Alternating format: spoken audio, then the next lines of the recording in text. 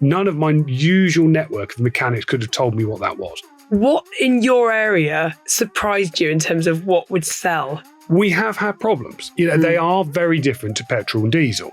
Everybody is trying to buy those same cars. There's a lot of dealers out there who still won't touch them.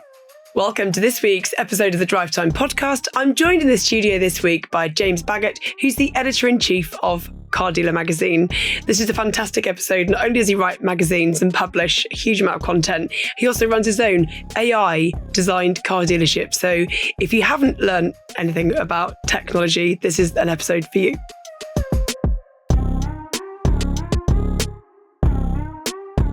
Welcome, James. Thank you for inviting me along. Nice to see you. It's my pleasure. So we caught up recently at Car Dealer Live, and actually we thought we should really get you on the show and just talk about all the stuff that's going on in the UK car market right now. You're kind of at the coalface very much. And also you represent not only the magazine and the industry, but you also have your own dealership, which we can come on and talk about. Yeah. So just, James, tell me a little bit about you, for anyone that doesn't know you, how you ended up editing Car Dealer magazine. Well, I mean, I describe myself as a journalist first and foremost. I mean, I wear a number of different hats, but I'm a writer. I'm a passionate journalist, and I trained professionally as a journalist when I was in my late teens. And I worked on local newspapers, worked on national car magazines like Auto Express, and then went into a freelance career where I was writing about the motor trade and a number of other things. And eventually just spotted an opportunity to launch a magazine for the motor trade. I'd been dabbling in doing some freelance for a number of different publications that were on the periphery of the motor trade. But I spotted this opportunity for a publication that really encapsulated what's great about this industry. And that is, well, first and foremost, the brilliant people. Yeah. And secondly, the main reason we all got into this is for the cars.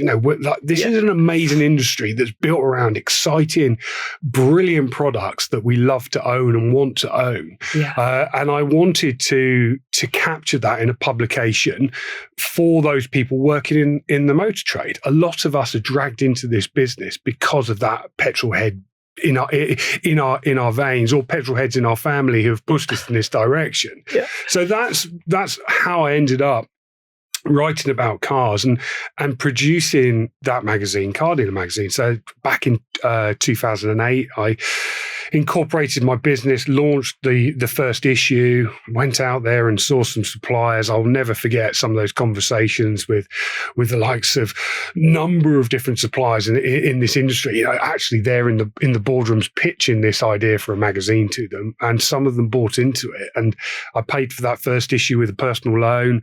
The first issue's print and postage. I didn't have any money to do the second issue. I just had to hope that those people carried on advertising, and thankfully they did. So I did the first 6-7 issues from home on my own. I was writing them, I was producing them, I was selling the adverts, and just over the years it's grown. It was about writing about it in a fun way that people wanted to consume. So 2008. Interesting time to launch, because that was when the world, in terms of automotive and the finance bubble, burst. I remember I was working on Fleet News at the time, James, and I remember waking up and thinking the American government or certain OEMs hadn't taken a government bailout, and I just thought, oh my God, there's going to be no ad spend. So we were, all of us, holding our breaths at the time. So what a brave, not only thing to do, because I've launched magazines and I know how hot it is, but then to do it at that time. But also naive. I didn't know any different. Yeah. I didn't know any different. And I hadn't run a business before. I just had this passionate idea for something that I thought would work. But also they do say that it's a great time to launch a business when you're in a recession, when totally. The industry is tough. It's great because if you can make it work then, when the things come back, which they did do, late 2009, 2010, things started to get better. I certainly felt the benefit of that. But what a learning curve! I mean, to launch in what was a recession was quite hard work. Kind of naive, but also kind of brave. That is incredible. I'm taking out a personal loan to do it. So impressive. Yeah, I remember paying off that loans that 3 or 4 years later, because it was a sizable sum. Yeah. And I've still got that bit of paper to say, when I paid it off, that was quite a thing, because I had no money for that second issue. It was scary.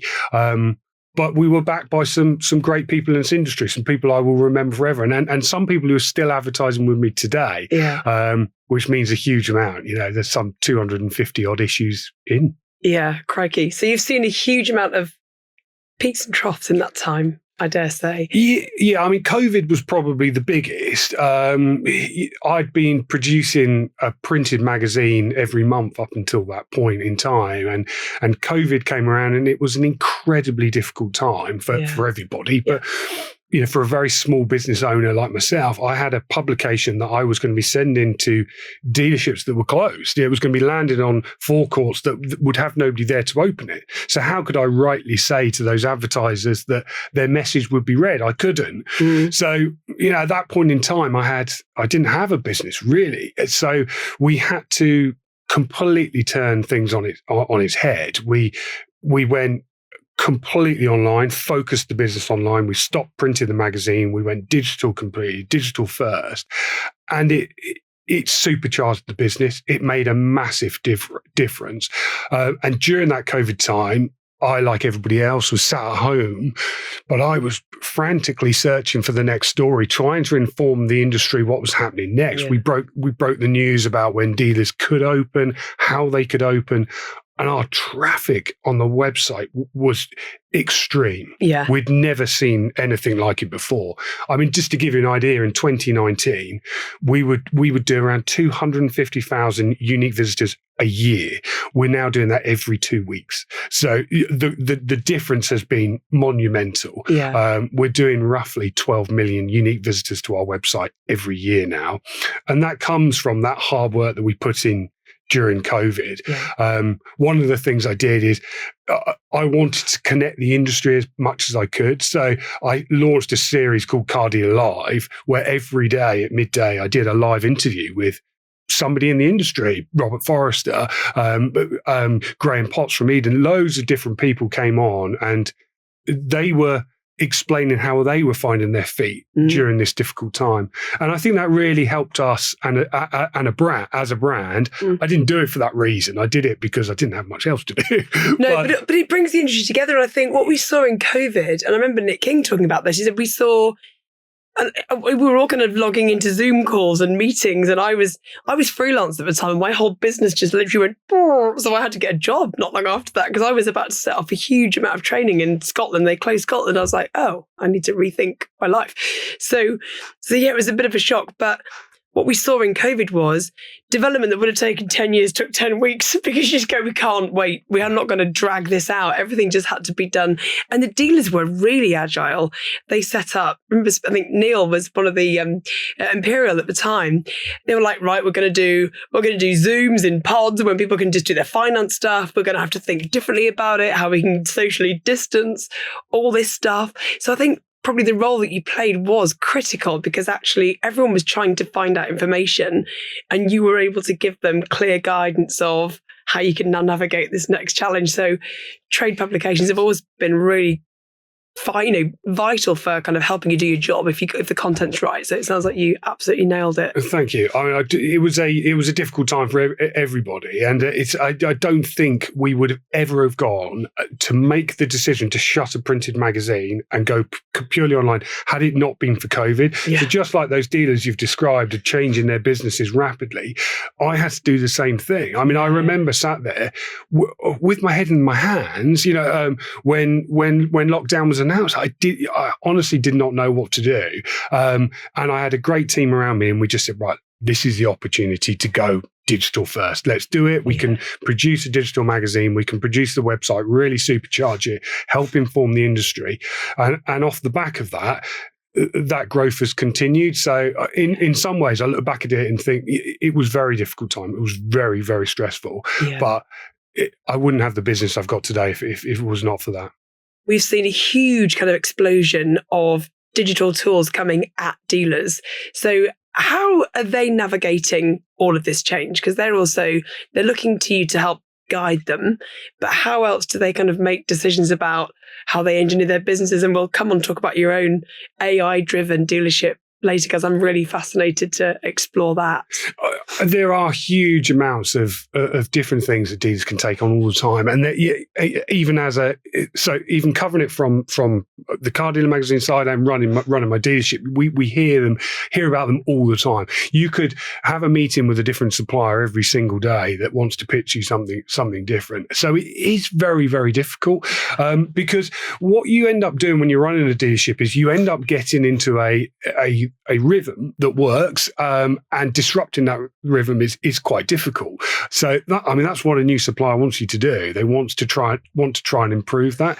So when I started my Clever Car Collection business, I wanted to use AI as much as possible. And actually, you can see now this industry is rampant. There's huge numbers of AI providers out there.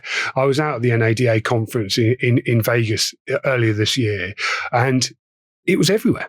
AI was absolutely everywhere. But could I tell you how dealers were using it successfully? No, I don't actually think anybody knows how AI can be deployed in the most successful way for a dealership yet. And I think this is what I found fascinating of going to that conference this year compared to when I went a few years ago, was when I went back, say I think it was about 5 years ago, America was way ahead of us. Yes. Now it feels like it's a very level playing field. It feels like what I learned over there wasn't anything new. What I learned was that the challenges they're facing with AI, those dealers over there, is exactly the same as what we're facing over here. Nobody really knows how to deploy it properly. Nobody really knows where it's going to work, and everybody's finding their feet. It's working out where it works in your business as a retailer is hard. Yeah. I think that's what we try and do, is look at, and we were in Toronto last week with with the Keyloop Fusion launch. And actually we had an AI specialist who was talking about they running workshops with dealers about how do you build agents in your business. So where do you start to build, test, learn, and then kind of carry on? And some of the risks that even we've identified with OpenAI is that you're laying yourself open to quite a lot of risk if you're not careful with how you utilize those tools, unless they're in a secure environment. So actually there's a lot to think about when you're looking at how you build the capabilities that AI can deliver, as long as you're doing it in a way that is safe and secure with your own data or your customers' data. It's really critical that you bear that in mind as well. Yeah, I think what I've seen and heard from a lot of dealers, some of the real forward-thinking entrepreneurial dealers, is how they are using Claude or other AI platforms to build tools for themselves. Not necessarily customer-facing, but the back office where you need to improve things. Car buying, for example, is a big one where you can use data to really help you.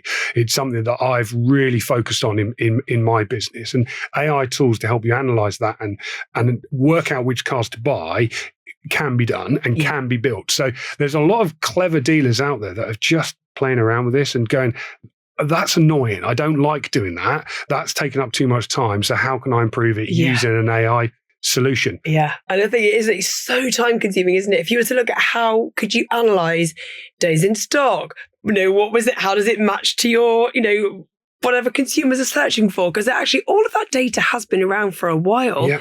And Auto Trader launched something years ago where, I think it came from the velocity model from NADA about 5 years ago. And that then led to tools being built here that allowed you to buy to the market, price to the market. All of this stuff is kind of based on the data that's available. It's how you then build it and automate that with your own inventory. I think that's the... Well, with Clever Car Collection, that is what I did right from the start. The first thing I did when I launched that business is I went to Auto Trader and said, right, this is what I'm thinking about doing. It's a project. It's called the AI Car Dealership Project, which has rapidly turned into a very real business. But there's a YouTube series all about it. So people can go back. Yeah. They can watch the first episode where I'm there sat with ChatGPT saying, what should I'm thinking of doing this. What should I do? It came up with a name, Clever Car Collection. It came up with a logo. It helped guide me through those very early stages. But it was, you need to know what to stock. I didn't know, I had never run a dealership before. So what do I buy? What do people in my local area want? Where do I get that information? Well, Auto Trader has it. their retail rating is very, very powerful. Their data is incredibly powerful. Yeah. So I harnessed that right from the start, using AI to look at their huge lists of auctions and cross-reference the data from Auto Trader with those auction lists to help me identify the cars in my area that will sell quickly. And it worked. I'm not doing anything that any other dealer can't do, but I just decided to really run the business by that. And just to give you an example, I mean, last year, the average days to sell a used car in the UK is 60 days. At the Clever Car Collection, our average days to sell was 7. So we rapidly turn our stock because we buy the right stuff. So that data has worked. And I would strongly suggest other people really do use it. The problem with it is everybody is trying to buy those same cars. Of course. So the margins are less. So what you really want to find is the sweet spot just slightly underneath of those cars that are still going to sell quickly, but have got a little bit more margin in because the competition isn't so great. So what I've really been trying to do more lately is trying to use AI to work out what those vehicles are. What in your area surprised you in terms of what would sell, or what you kind of go, wow, I wouldn't have thought of that? But were there any surprises as you were kind of doing that research that I see people kind of buy with their eyes? People that own the businesses buy the things they want to drive, not the stuff that consumers want to drive necessarily. Yeah, I mean, often it's the cheaper end of the market, sub £5,000, first time drivers' cars, the stuff that a lot of people are searching for. One of the ones that surprised me recently was the Vauxhall Corsa. It's a 12-year-old Vauxhall Corsa, and you think, really, there are so many out there of these cars. But if you buy them at the right price, I mean, we bought one, it sold within 12 hours, and that was a 99 retail rating. The average days to sell from Auto Trader was 20 days, had very high market health, which is their indicator of how much the supply and demand is. We bought it off the back of that, and lo and behold, we sold it near enough instantly. So I was a bit like, I wouldn't recommend a Vauxhall Corsa. It wouldn't be the car that I would buy for a first-time driver, but clearly there's a lot of people out there searching for them. So yeah. I'm surprised all the time by the data, but I'm led by it, because I wanted that to lead the business. And as a result, we have managed to make sure the cars sell quickly. And that's what we're here to do. Are you petrol only? Are you looking at EVs? Because I know one of the sort of things that I wanted to talk to you about was we've seen a good start to 2026. It was a strong Q1. I think we hit like 614, just nearly 650,000 registrations, which is up year on year. It's the best start to a year since 2020, which is incredible, since obviously the COVID year. And actually, so we've seen, the market seems buoyant.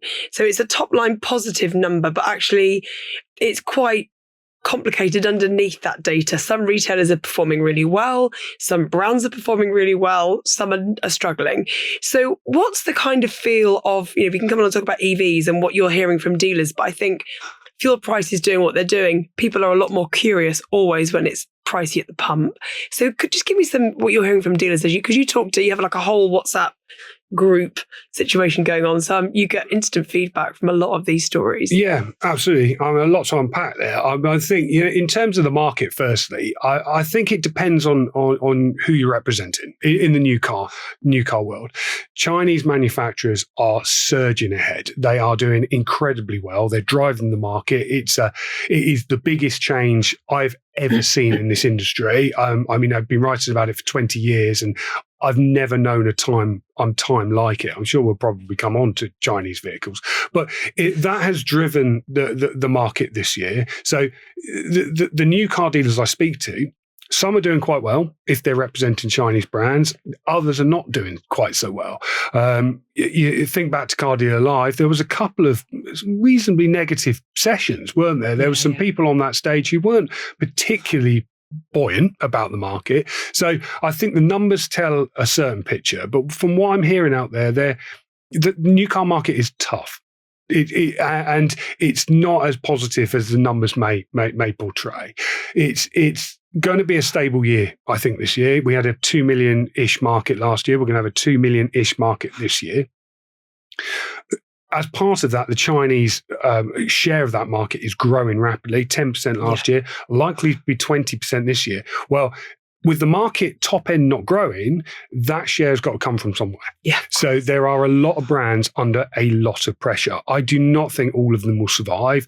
I think this year is going to be incredibly tough for some of them, and there'll be some difficult decisions. So that's the new car market. Used car market is flying. It had a very strong start to the year. When the Iran war kicked off, that caused problems across the economy, and the car market was very similar. We particularly felt it in the used car industry, and the dealers I spoke to said similar. It sort of coincided with the Easter holiday, so I think that didn't help things.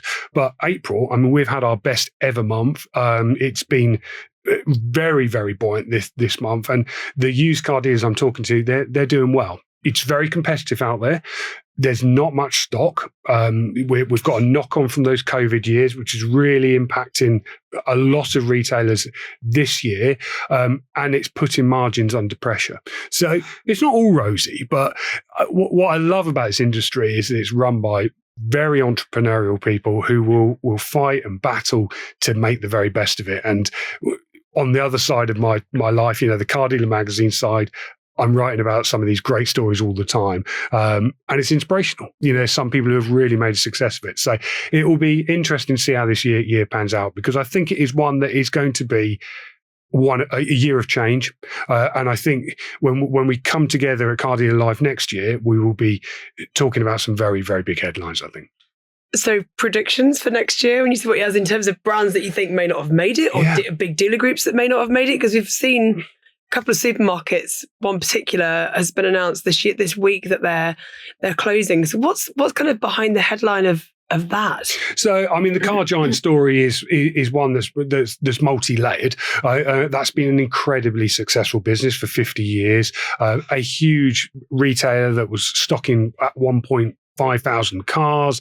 It was a machine. My brother bought a car from there on a Saturday, and it was a take a ticket job and get in the queue. I mean, a very, very different business to other ones around the country, and hugely successful. But the story behind the headline there is the land that they're based on. It's based very near to an HS2 hub that is incredibly valuable land. In their last set of accounts, it was valued at just shy of £100 million. Jeffrey Warren, the billionaire who owns that business, I mean, 100 million is enough to turn anybody's head. And I think he's probably just decided now's the good time to cash out on that land. They put it up for sale. But obviously that's a lot of money to pay for a land and a business. And as a result of that, they didn't have the right parties come forward, and they've closed that business. But I think there's a number of other factors that have been at play there.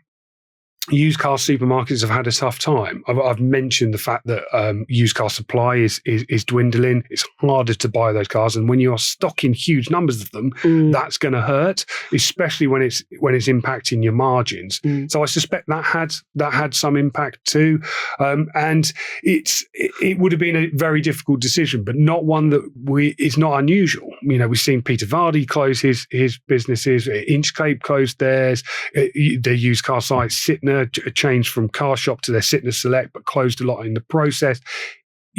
Selling used cars at scale is a difficult thing at the moment.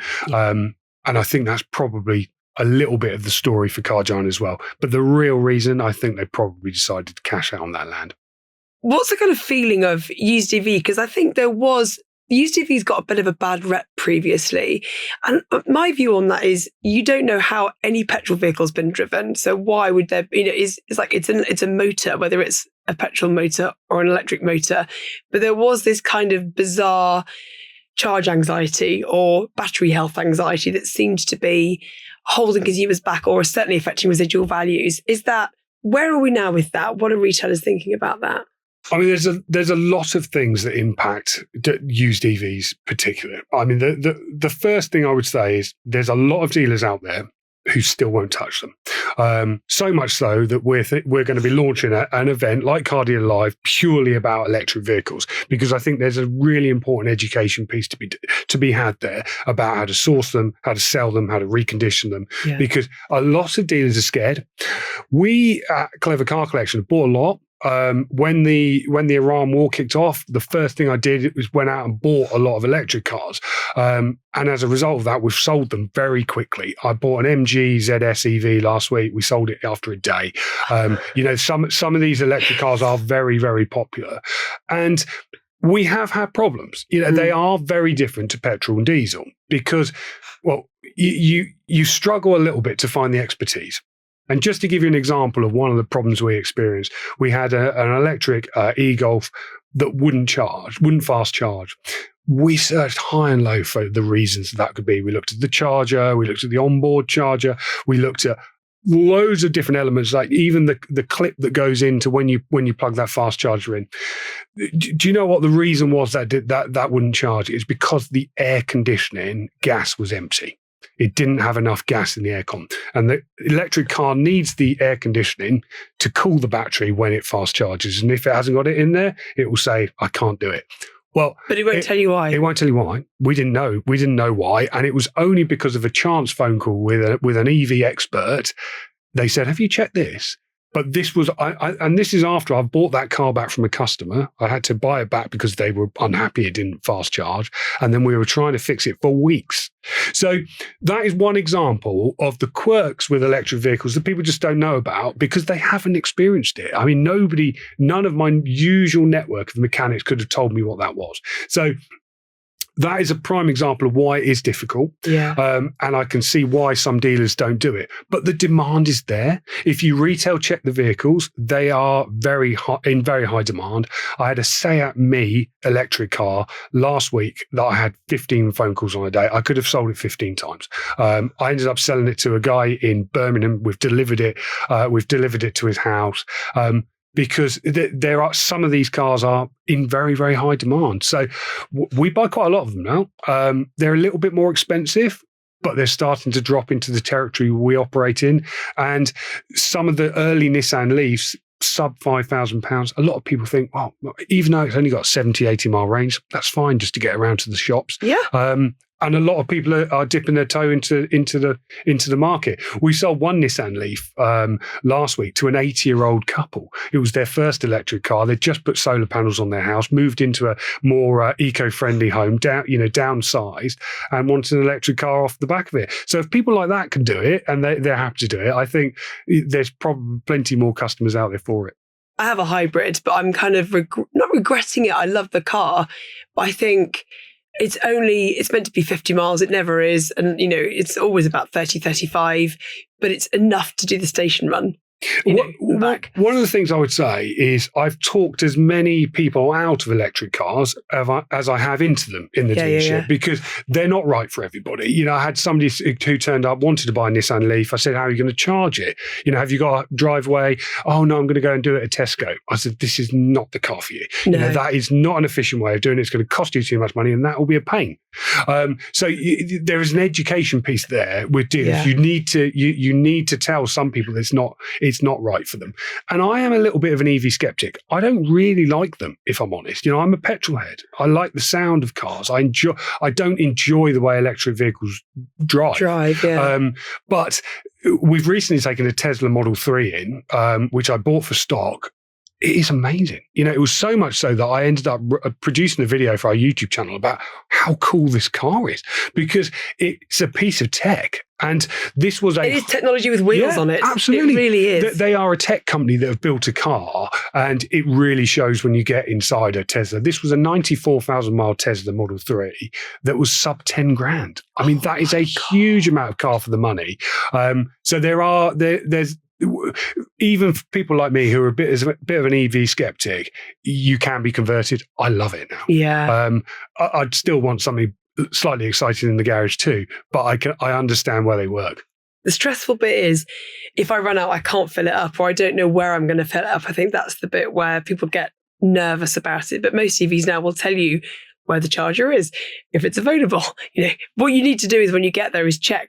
We've had a couple of people on the podcast that say you need to make sure that you look around and then work out the tariff because that isn't always particularly apparent until you get there and until you've scanned the QR code and then So I think there are some things that government could do better, which is make sure that we've got local infrastructure connected up, and also that kind of destination charging if you're going to a shop or a gym or wherever. And I'm seeing a lot more of those charges now in my local supermarket. It's becoming more and more, there are more of them, which is great. So just thinking, James, then about the Clever Car Company, the Clever Car Collection, which started out as sounds like a ChatGPT conversation. It certainly was. That's exactly where it came from. Tell me. Well, that's a great idea, because it kind of has a whole conversation back with you. I love it. I'm writing a book using ChatGPT right now. Wow. With a conversation about, I'll tell you about it, but it was a back and forth, and I was like, I need to kind of expand on that. So it's my source of research and everything else. So it's been a really interesting experience. But so, okay, tell me, what inspired you to have a conversation with ChatGPT and set up your own car company? Well, I at the very start, back into 2023, AI was pretty much everywhere, wasn't it? I mean, ChatGPT had launched that year. Everybody was talking about it, and the industry was trying to work out what could it do for us. Yeah. So I decided that this was a great opportunity to fulfill a passion of mine of wanting to launch my own car dealership, but to do it and tell a story at the same time and demonstrate what can be done with AI. Yeah. Back there, I sat down in front of my computer and I asked it, this is what I want to do. How do I do it? What should I call it? What should the logo look like? And it's come up with that for me. It helped guide me along the way, which banks to approach, how to set the business up, what to do with the website, how to write the adverts. I went to it first and foremost for everything. Yeah. It wasn't great at everything. It messed up a lot of stuff. But what I've seen since then and now is a huge change in its efficiency, and what it can and can't help you with. What it can't help you with is slowly disappearing, and it can do a lot more. So following that journey of AI developing at the same time as developing my business has been great.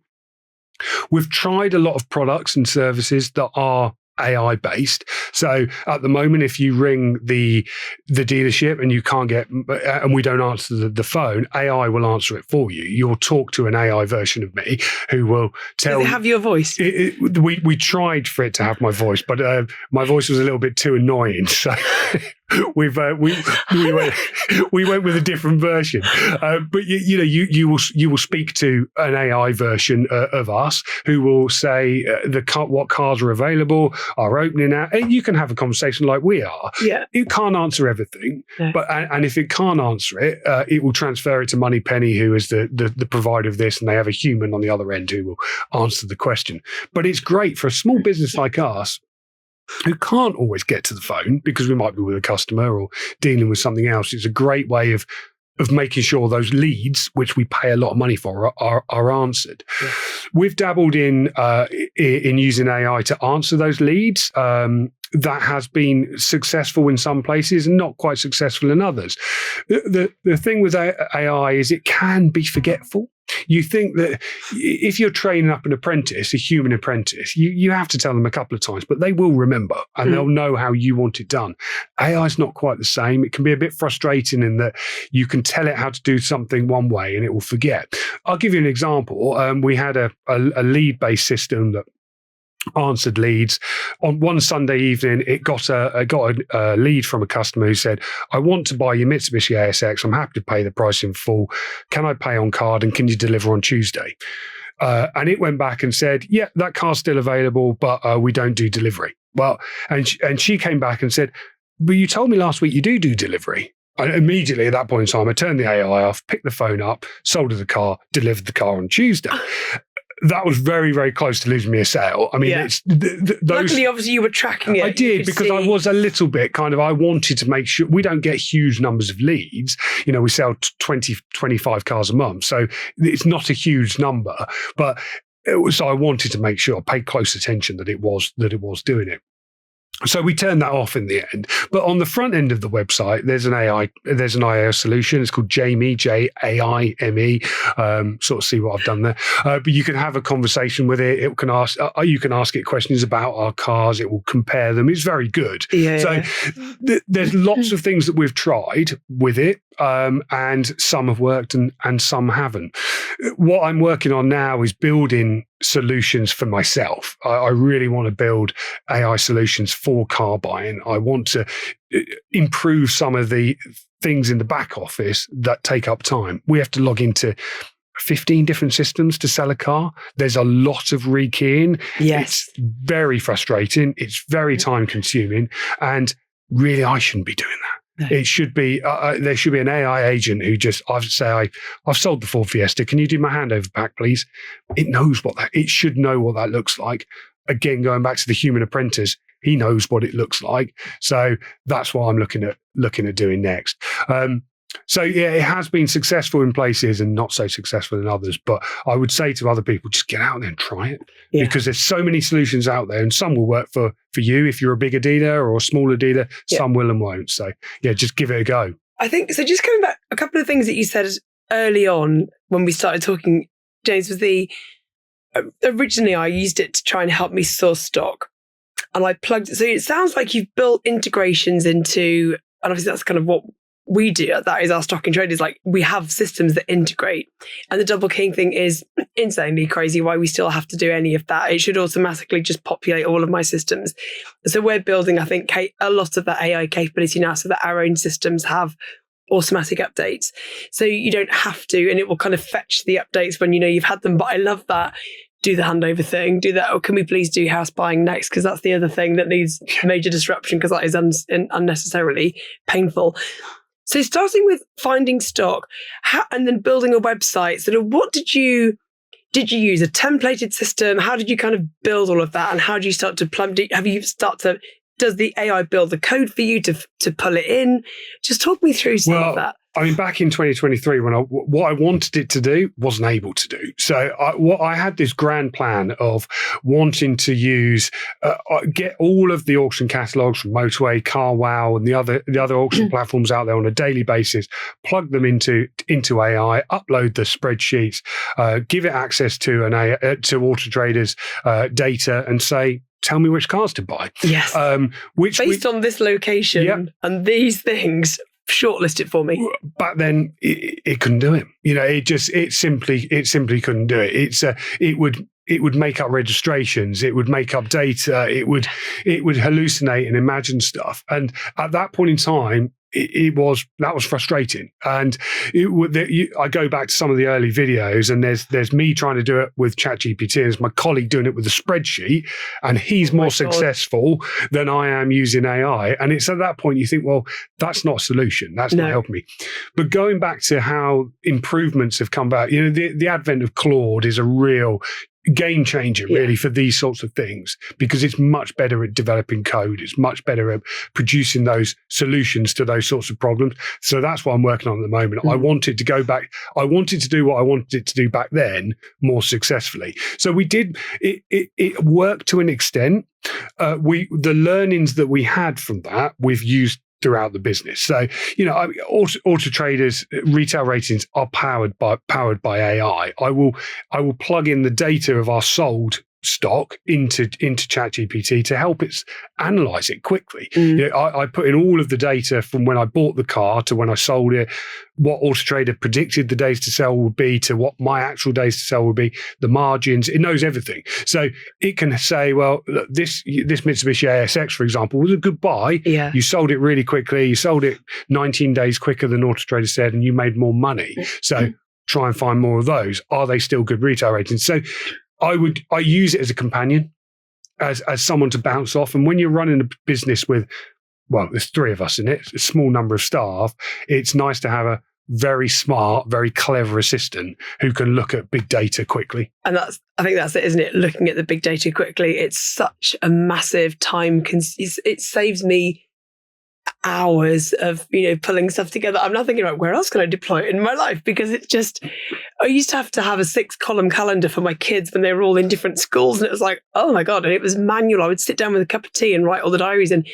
no, I'm not doing that now. I would just literally scan it and tell it to populate the diary, and it would automatically create invites probably, and then add me and whoever else needs to do a school run to those invites. So there's loads of different things you can start to get it to do.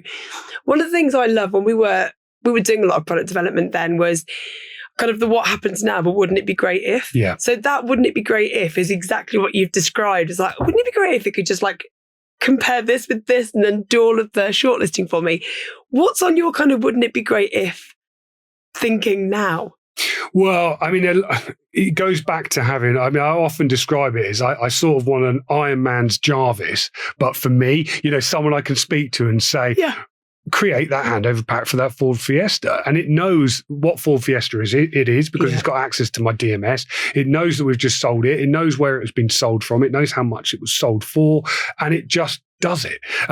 There's a lot of stuff that we do in the dealership that takes a lot of time that could be more efficient.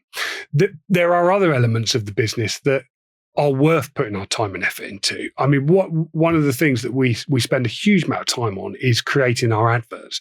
Now, we don't have a traditional forecourt. We're based on a business park. If you turned up at the business park, you wouldn't know which cars in the car park are mine. Yeah. We're a digital first business. So that means that the adverts need to really, really perform. Yeah. So we produce 80 to 100 pictures. We write an extensive advert in a template, helped be refined by AI. And importantly, we create a walk around video of every single car. So I will show you everything. I will walk around it personally and say, there's a scratch here, there's a stone chip there, there's a ding there. Absolutely everything. I mean, these are used cars. They're 10-year-old used cars. They're not going to be perfect. And then when we get an inquiry, we say to that customer, "Have you seen our walk around video?" Normally they haven't, so we'll send them a link to it. We won't let them book an appointment because we're appointment only. We won't let them book an appointment until they've watched that video. So that means our conversion is really high. 90% of the people who turn up at the dealership will buy. Right. We probably do all of that pre-qualification. We must lose a lot of customers who just simply see the videos. But I'd rather that. I don't want to waste my time. So what AI has helped us be is more efficient and spend time on things like that, because that is very manual. Taking the pictures is manual. I know it doesn't have to be, but the authority of having it in the location that when they turn up, they can see it in our studio is important. And that video and personality is important. And that takes time to do. So AI's freed up a lot of time over here to allow us to concentrate on those bits. I think one of the things that we also looked at before was that consumers, when they're doing trade-ins, are more likely to be really honest. So if there is a scratch, they go, "Oh, there's a scratch there," so you can value it. I think there was always the biggest challenge that the car dealer or the automotive industry as a whole has been like tarnished with is this lack of trust of the people that you're buying cars from. There is this stereotypical perception that the industry is a bit dodgy. Yeah. And I think when you can over-index on honesty, it really builds trust. And actually so what you've got is AI doing some of the heavy lifting in terms of sifting through stock listings to find you stuff that matches. And that makes, we talk about retailers.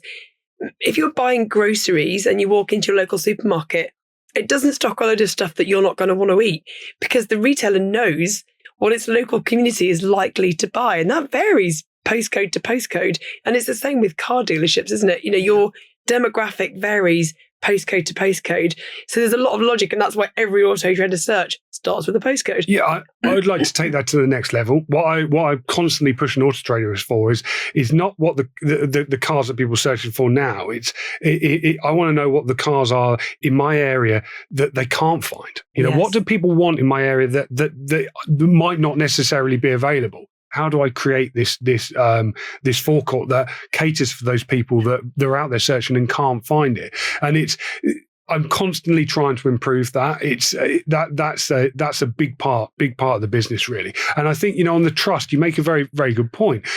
I spend the first 10 minutes of any test drive just talking about like who I am and the fact that I run other businesses, that I'm a journalist, that I volunteer for the local lifeboat. And, it's the same thing, because everybody turns up and they're always really standoffish. People don't like talking to car dealers. They just don't like it. And it's when they realize you're a normal human being that's got good reviews, is trustworthy, is going to look after them if things go wrong, they start to open up a little bit. And that's what I like about that element of my life.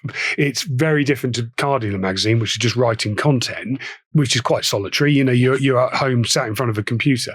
I love meeting people. I like talking to them, and I really like winning them over. I find that more of a satisfaction than selling the car, because it's at I can always see when they drop their guard, when they realize that I'm not trying to sell them anything. No, I don't. I'm not a salesperson. No. I'll just help guide them. And actually, if at the end of it they don't want it, absolutely fine. That's fine. Yeah. Nice to meet you. Off you go, sort of thing. Yeah, that is really, really good. We'll have to pick this up in the next episode. But what I would love to just kind of get your key takeaways or biggest learnings. If you could give any other dealer advice, if they're thinking about how they start to weave AI into their business, what would be, I don't know, top 3 tips you could say, right, here's where I started, this is what I'm doing now. And actually, like you said, there's an appeal to Auto Trader. Could you please help me stock what people can't find in my postcode so that I can stock in my postcode? So I think there's any kind of tips that you would say, here are my top 3, or this is what I wish I'd known then? One of the best ways to use AI, I would say that anybody can do running a dealership that's really simple, is dealing with customer complaints. Now, when you get a customer complaint in as a car dealer, you always take it personally because you've sourced that car, you've reconditioned it. Yeah. Used cars go wrong. I mean, they are used cars by their very nature, but it's how you deal with that customer. A lot of dealers really get their backs up. And sometimes the way you get, the way customers email you, not the most polite. Running that through ChatGPT and saying, how should I reply to this email? Yes, nicely. Yeah, nicely. And it will just take out that emotion, and it will help you do it. So that's saved me a number of times because you instantly get your back up, and it's just taking that moment to breathe, asking your virtual assistant to say how would I do it. So that's a good point. I would ask it to look at the adverts you write. How can you improve them? It's got access to huge amounts of data out there, huge numbers of different adverts. What are you doing that's not quite hitting the mark? And it will be able to spot those. We're constantly refining ours, the way we do it. It's in a very standard template, but it works. But we always ask AI how we can improve it. What could we be doing better?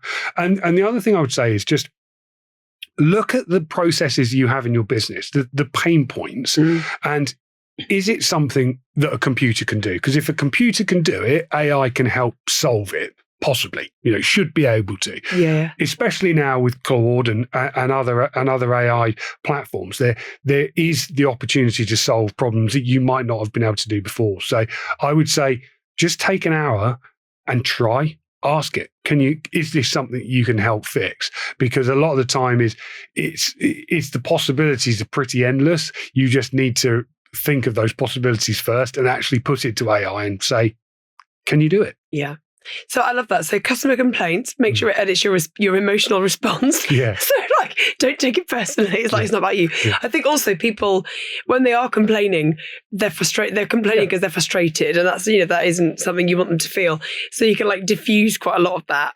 The second thing you said was advert creation, which is really interesting. So how can you optimize things like AdWords, or because they'll say if you're writing your ads, and I'm off to Brighton SEO after this discussion. So it's how do we make sure we optimize for people that are using AI to search for things? So I suppose that's another area that you've got to write meta tags and that kind of how your page descriptions are, all the stuff that most people in dealerships don't really necessarily feel confident doing, or it's not their day job. They're running a business as well as, what I would say on that point is there'll be a lot of people. I mean, I'm a writer. I love writing. It's something that is my passion. It's why I was trained at. So I'm never going to get AI to write something for me. No, of course. But there's a lot of people out there who can't, but they happily have a conversation. So what I would say to those people, and I have done this in the past for an experiment, is just put your phone on voice record and talk to it. If you need to create content for your website, perhaps it's a buying guide on a Ford Fiesta, or the things that you've learned, or the best first used cars to buy. talk to it, give it the advice as you as an expert, copy that transcript into ChatGPT and say, write me a blog post for my website. It is unique content because it's powered by you. You've had a conversation with it, but it will put it into a decent blog post that you can easily post. So there is an easier way to create content using AI. I mean, we use it, full disclosure, we will use it to, the transcript from this episode comes through to the team and we use it to kind of chunk it down into show notes, because to try and, condense a 50-minute discussion into show notes is really hard. So the AI assistant will kind of pull out the pertinent points of a conversation to enable us to then put together compelling show notes. So when it goes on Spotify, the description of the episode is just in a really succinct format, which it's hard to do because it's written by a copywriter who wasn't sitting in the conversation with me. So it's really tough. But honestly, James, that hour flew by. It really did. And I learned so much, but I'm so impressed that you launched a magazine in 2008. And I'll need to tell you the separate stories about obviously magazine launches that I've worked on, but to write the thing and sell it and sell the advertising is a huge achievement. And I'm really glad that in 20 years, you're still going strong. So it's just fantastic. And, the Clever Car collection is an absolute testament to your unwavering curiosity, which is fantastic. And I'm going to watch all of your YouTube content now and just think, because what I would love, and this is just a personal thing, is how can we help? If I was to set up a car business now, women want to buy from women as well. Women find it very hostile going into a car buying environment. So actually, what can we do to make that less hostile, to make it more, because there is a huge kind of area of trust. You said people kind of come in with their guards up, put a woman in a car dealership and it's worse. So I think that's the one thing I'm personally invested in, how we make this industry more gender balanced, because actually it's such a great industry to work in and we want people to choose automotive because it's a great industry, so I think if we can do more of that, that'd be great. So James Baggott, thank you so much for that episode of the Drivetime podcast, and don't go anywhere. We're going to stay right here for the gear change episode. Thank you. Thanks again to James Baggott for that episode of the Drivetime podcast. Don't forget, if you're watching us on YouTube, give us a like, follow and subscribe. You'll never miss an episode of the Drivetime podcast.